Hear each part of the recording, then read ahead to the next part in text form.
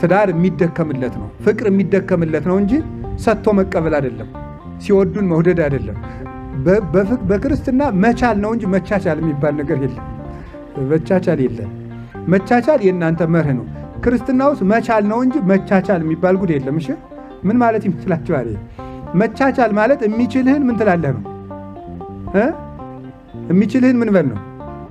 የማይችልህን እሳ የዚህ ግልባጩ አትቻል ነው። መቻቻል እስከቻለ ድረስ ቻለው ነው። በዚህ በክርስትና ግን መቻል ብቻ ነው ያለው። መቻል ብቻ ነው። የምትወዱህን አይደል የሚወዱህን አይደል የምትወደው የሚጠላህን ነው። ጠላቶቻችሁን ውደዱ ነው ያለው። ስለዚህ ባል መውደድ ሊያቆም ይችላል። ማዳመጥ ሊያቆም ይችላል። መንከባከብ ሊያቆም ይችላል። ቤቱን ሊተው ይችላል። ሊደከምለት ይገባል። ታሞ የለ ታሞ ሚስትም እንደዛው መታዘዝ ልታቆም ማዳመጥ ልታቆም ትችላለች።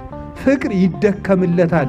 እስከምን እስከ ደም ድረስ ፍቅር የሚደክሙለት እንጂ እየሰጡ የሚቀበሉት አይደለም። ፍቅር መስጠት እንጂ መቀበል አይደለም። ፍቅር በመስጠት እንጂ በመቀበል አይደሰትም።